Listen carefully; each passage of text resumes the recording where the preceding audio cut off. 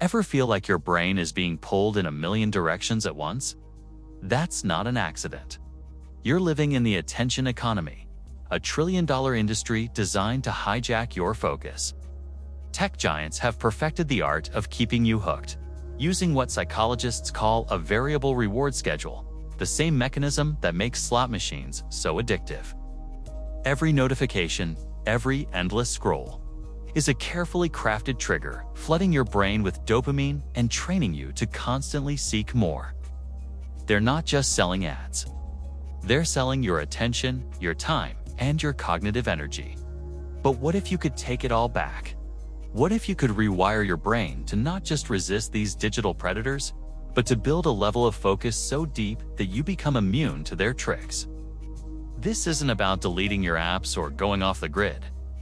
This is about understanding the neurobiology of attention and using that knowledge to upgrade your mind. Today, we're rediving into the science of focus and giving you a toolkit of micro-habits to reclaim your cognitive sovereignty. This is your guide to becoming a high-performance human in a world designed to distract you. Let's start with the moment you wake up.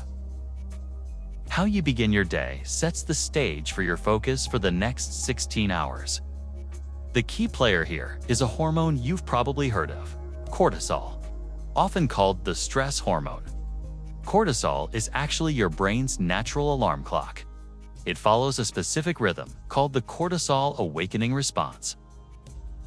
Ideally, it should peak about 30 to 45 minutes after you wake up, giving you a surge of alertness and energy. But here's the problem. Many of us flatten this crucial peak. Grabbing your phone first thing in the morning floods your system with unpredictable dopamine hits, disrupting your cortisol curve and leaving you feeling groggy and reactive. So, what's the fix? Delay your morning coffee. Caffeine blunts your natural cortisol production. Wait 90 to 120 minutes after waking up to have your first cup. Instead, get direct sunlight for 10 to 15 minutes. Sunlight is the most powerful signal to your internal clock, helping to regulate that cortisol spike perfectly. Pair this with a brain-fueling breakfast. Your brain runs on glucose, but it needs a steady supply. A meal rich in protein, healthy fats, and complex carbs. Think eggs with avocado and whole grain toast prevents the energy crashes that come from sugary cereals. This combination stabilizes your blood sugar and provides the essential amino acids, like tyrosine, needed to produce neurotransmitters like dopamine and norepinephrine, which are critical for motivation and focus. By optimizing your morning biology, you're not just waking up, you're priming your brain for peak performance. Now that your internal biology is fired up, let's look at your external world. Your environment is constantly sending signals to your brain, either helping you focus or actively working against you. This is explained by cognitive load theory, which suggests our working memory has a limited capacity. When your space is cluttered, disorganized, or filled with distractions, each of those items places a small cognitive load on your brain. That pile of papers, the 15 open tabs, the notifications popping up, they're all tiny mental weights, draining your focus reserves before you've even started the real work. The solution is to engineer an environment for deep focus. Start with a 10-minute declutter. Before you begin a task, spend just 10 minutes clearing your physical and digital workspace. Put away anything not related to the task at hand. Close unnecessary tabs and turn off notifications. This simple act dramatically reduces your cognitive load, freeing up mental bandwidth for what truly matters. Your posture also plays a huge role.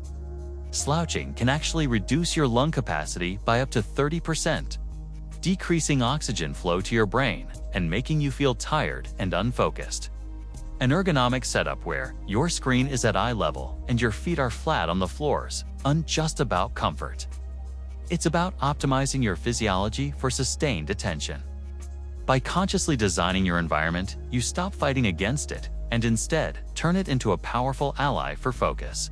So, you've optimized your biology and your environment. Now, how do you build the mental stamina to stay focused for extended periods? The goal is to enter a flow state, that magical zone where you so immersed in an activity that time seems to disappear. Flow isn't just a feeling. It's a specific neurological state where your prefrontal cortex, the part of your brain responsible for self-criticism and multitasking, quiets down. This allows for deeper concentration and creativity. But you can't just force yourself into flow. You have to train for it. One of the most effective techniques is the micro-break method. Instead of trying to power through for hours on end, work in intense, focused bursts of 50 to 90 minutes, followed by a short break. During these breaks, it's crucial to truly disconnect. Don't just switch from one screen to another. This is where the 1-minute reset comes in. This technique leverages your vagus nerve, the main communication pathway between your brain and your body. To activate it, simply take a slow, deep breath in through your nose for 4 seconds. Hold for a moment, and then exhale slowly through your mouth for 6 to 8 seconds. This physiological sigh sends a direct signal to your nervous system to switch from a state of fight or flight to rest and digest, immediately lowering your heart rate and calming your mind. Practicing this just a few times during your micro break resets your mental state, allowing you to return to your work refreshed and ready to dive deep again. It's like interval training for your brain, building your focus stamina one cycle at a time. But even with perfect focus, an unexpected email or a difficult conversation can throw you completely off track. Emotions are powerful, and if left unchecked, they can completely hijack your cognitive resources. When you experience a strong emotion like anger, frustration, or anxiety, triggers a cascade of neurochemical reactions. Your amygdala, the brain's alarm center, goes into overdrive, effectively shutting down your prefrontal cortex, the seat of rational thought. You're no longer in control. Your primal brain is. This is where the groundbreaking work of neuroanatomist Dr. Bolte Taylor provides a powerful tool.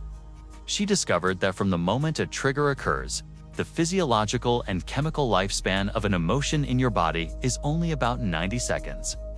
After that, any lingering feeling is a result of you re-engaging with the thought loop that caused the emotion in the first place.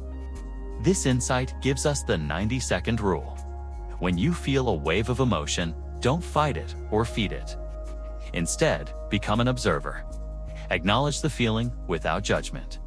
Watch the physical sensations as they move through your body for 90 seconds. Breathe.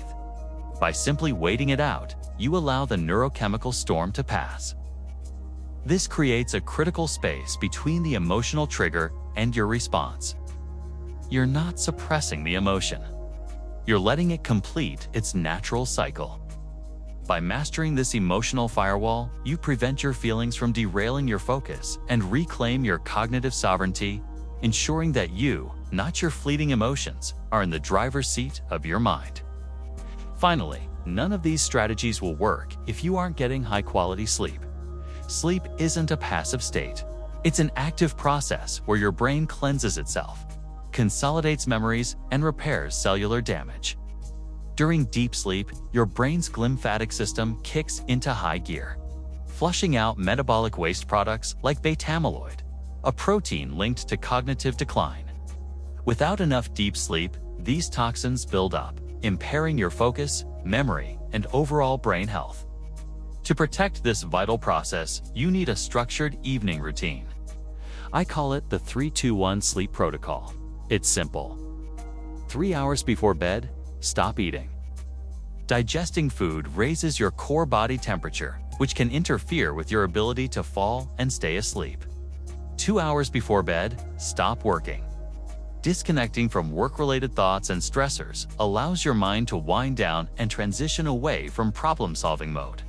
And finally, 1 hour before bed, no screens. The blue light emitted from phones, tablets, and computers suppresses the production of melatonin, the hormone that signals your body it's time to sleep. Instead of scrolling, use this last hour to read a physical book, listen to calming music, or do some light stretching. This protocol isn't about restriction. It's about creating a protective buffer for your brain, ensuring you get the deep, restorative sleep necessary for a sharp and focused mind the next day. So, where does this all lead? We've journeyed from the predatory nature of the attention economy to the intricate biology of our own minds. We've learned that focus isn't something you have, it's something you create.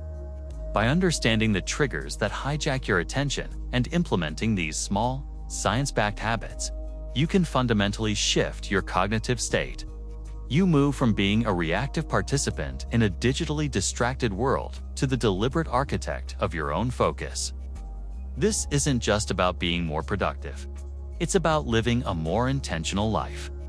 It's about having the mental clarity to be fully present with your loved ones, the deep focus to pursue your most ambitious goals, and the emotional resilience to navigate life's challenges with grace. This is the evolution of the modern human learning to thrive in a world that was unbuilt for our brains. The tools are now in your hands. As a first step, I challenge you to start the 30-day upgrade by implementing the 3-2-1 sleep protocol tonight. It's a simple change that can have a profound impact. Thank you for watching, and here's to reclaiming your mind. Don't forget to like and subscribe for more strategies to upgrade your life.